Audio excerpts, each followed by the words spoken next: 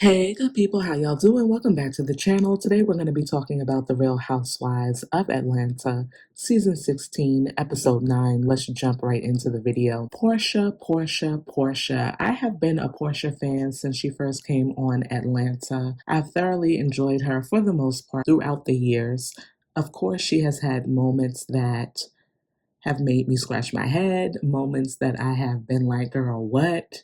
And certainly these last couple of episodes, I have viewed her in that way. This situation with Angela and her talking about sleeping with her husband is not a good look for Porsha.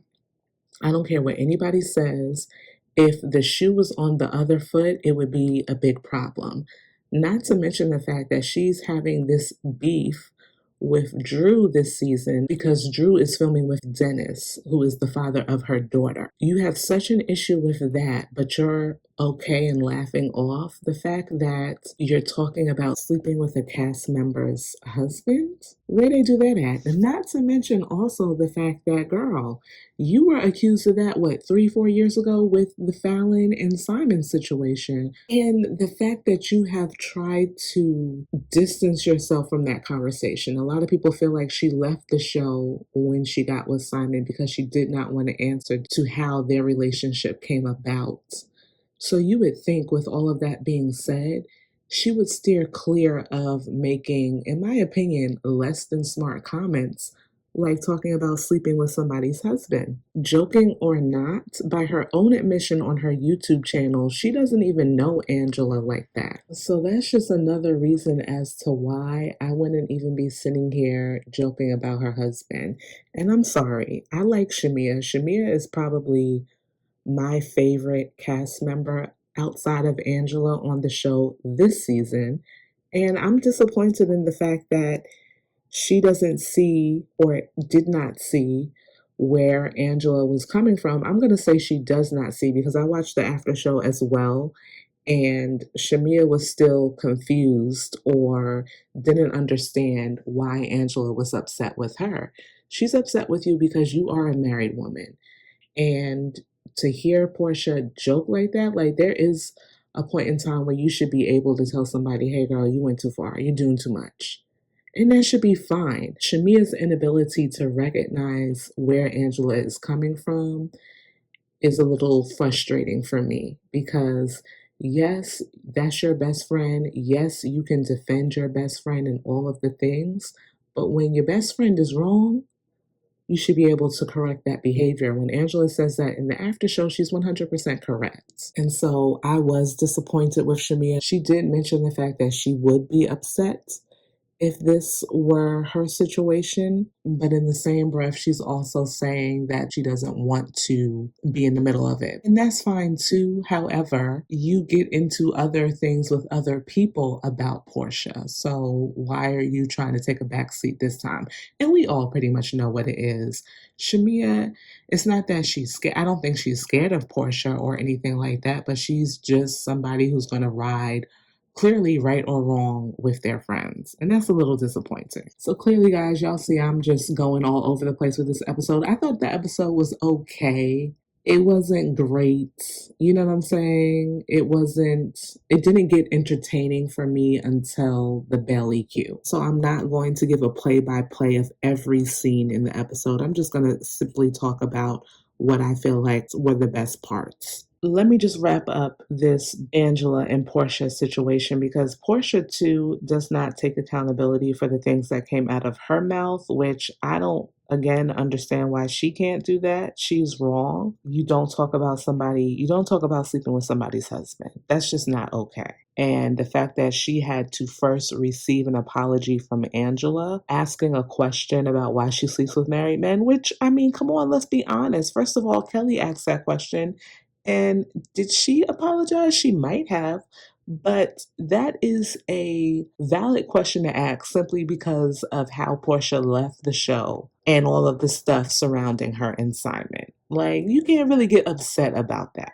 So that's one thing. Angela apologized, and then she comes up with this, well, if I offended you, apology. Girl, really? Come on now. I just lost a lot of respect for her in that moment regarding this particular situation for sure.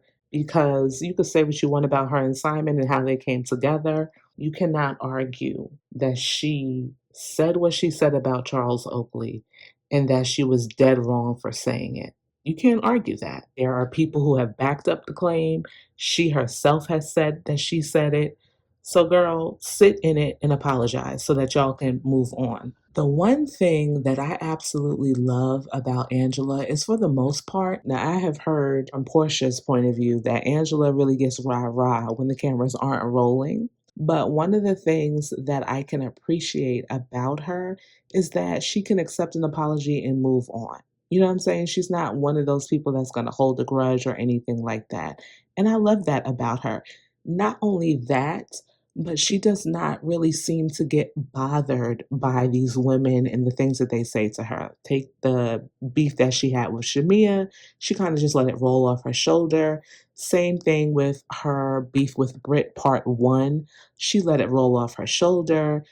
Her beef with Porsha, part one, where Porsha was like, I know things about your husband. She let that roll off her shoulder. I love that she is seemingly unbothered when it comes to what these women throw at her. And I think that that's one of the things that also makes these women a little, I don't want to say jealous, but it makes her a target for them because they can't really rattle her in that way. As I'm watching the episode, I'm sitting here thinking to myself, why do these women have such an issue with Angela? What I'm seeing is somebody who's actually likable. Does she do everything right? Is she perfect? The whole Drew of it all? No. But let's be honest, guys, this is reality TV. Drew was going to come on that trip whether Angela invited her or somebody else did it, okay? So that's that. I just don't know why these women want to come at her. And this was even before the most recent episode. Remember, a lot of them were talking about her always needing to have a fan. I think some people even made, I don't know if it was like on the show or outside of the show, but I know people talked about her age not being her age. I don't know why Angela's getting so much hate. I just really don't. I find her to be refreshing. I think that she's good for this Atlanta. I think she would have been great, like a lot of people say, for the Atlanta of old. I think she makes a good housewife. At least that's what I feel about her right now. Now, my opinion might change, but I think for this season, I'm going to stand strong and 10 toes down saying Angela is one of my favorite housewives for sure. Housewives this season for sure. Let's move on. Did y'all hear when Dennis and Porsha got together? Let me tell you something about those two. There is still a chemistry between the two of them. If you guys have watched Porsha's YouTube channel, then you know what I'm talking about. They still love each other. I mean, how can they not? They share a daughter together. But I love seeing their relationship, and I think that he brings out the best in her, and she brings out the best in him. I honestly would not be surprised if they get together every now and again. I just wouldn't, but I like their dynamic. So he's on this episode. He's actually in her confessional in this week's episode, which I thought was really interesting. Anywho, though, he mentions that he is no longer managing Drew. And a couple of episodes ago, I was questioning, why are we dragging out this whole Drew and Dennis situation between Porsha and her? Because I just felt like Porsha really, at her core, does not care.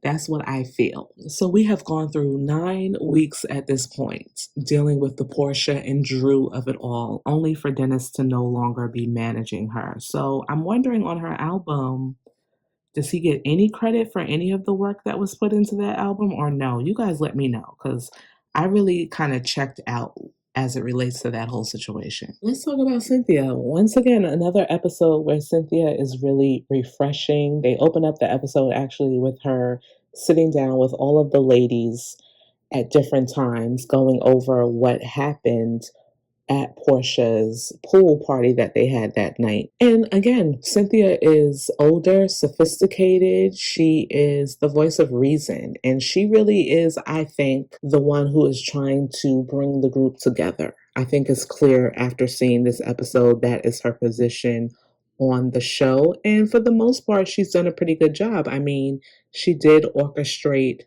Porsha and Angela being able to come together and make amends. We'll see how long that lasts. Not so successful with the Shamia and Angela of it all, but I think she probably wasn't because she was not present for their conversation, whereas she came and kind of sat in a little bit on the Angela and Porsha conversation. So she has this Juneteenth party, which I thought was really great, especially for a Bravo show in general, just to kind of celebrate what Juneteenth means to us as people of color, right? So I enjoyed the fact that she had that Juneteenth theme. Shamia is the only one I feel like attire wise that really nailed it and really just went full blown like daishiki. I love the fact that she did that. The rest of them, I was like, I didn't really understand yet. So Shamia got it right, and I appreciated her outfit. Britt, I wanted to really be open-minded when it came to Britt, but I just feel like, girl, what are you doing? Why are you always like taking something small and making it a big thing? Her going back and forth with Angela and being just nasty to her for no reason, I just didn't understand it. And I felt like she was well deserving of the tongue lashing that Angela gave her. Angela sitting up there that woman has stretch marks around her mouth took me out. I have never ever in my life heard anything like that. And I was just like, yes, Angela. Britt did not know what to say, what to do with herself, nothing. And then on top of that, she calls her a whore. Let's just put it like that. I don't know if I could say the word on YouTube. I said, no, she did not. Angela definitely clocked in that day, and I think it would be best for those women not to try her. Not only did she clock in, but she said and read with just ease, like it was just nothing. Like she just was having a regular conversation with her girlfriends at the dinner table. Girl, this is why I like Angela. She's so careless with it. Like, not careless, but she's so effortless with it. It's just like another day for her. I honestly just really appreciate her on the show, and that really shuts Britt down. Like, Britt had nothing else she could say. She had to take herself out there with Kelly and go eat on the porch, pretty much. That was funny to me. I just think Britt does too much, and I'm not sure if she is. I don't think she's a good fit for the show. And I find it interesting that she and Porsha have really gravitated toward one another because I think that says a lot about them, which furthermore makes me look at Porsha with the side eye. Porsha, I like you, girl, but girl, Let's talk about the mediator, the prophet. Listen, I have grown up in church my whole life. Okay, I've heard about the prophets and stuff like that. You have to use discernment when you're talking to people and allowing people to speak into your life. That's number one. She seemed to have known some things that only the people involved, as Kelly said about her situation, could have known. And it's true that people can hear from the Lord and be able to share what they've heard. But then, not like Cynthia kind of said in the after show, not everything that she says to her does she necessarily receive, right? So I think that's just how you have to look at people like that. Like, I'll take what resonates with me, what's true for me, and then I'll leave on the table everything else that just does not apply to me. And Shamia kind of alluded to that too when she was in the after show, that is, when she was talking about, I guess the prophet said there's some trouble with her finance, which I thought was really interesting. And Shamia was like, I went home and I looked at all of my accounts and all was well. And that's not to say that maybe something can't happen down the line, but that's just an example of you can't take everything that everybody is saying as what's right. Also, I kind of felt like she and Porsha kind of knew each other because Porsha is not one to just easily embrace people. Not to say that she's standoffish, but when she went in there, she gave her a big old hug and they were kind of talking like they had known each other. So I wonder if Porsha met her before. Anywho, that's all that I've gathered from this week's episode. You guys let me know what you thought about the episode in the comment section, and I will see you in my next video. Bye-bye.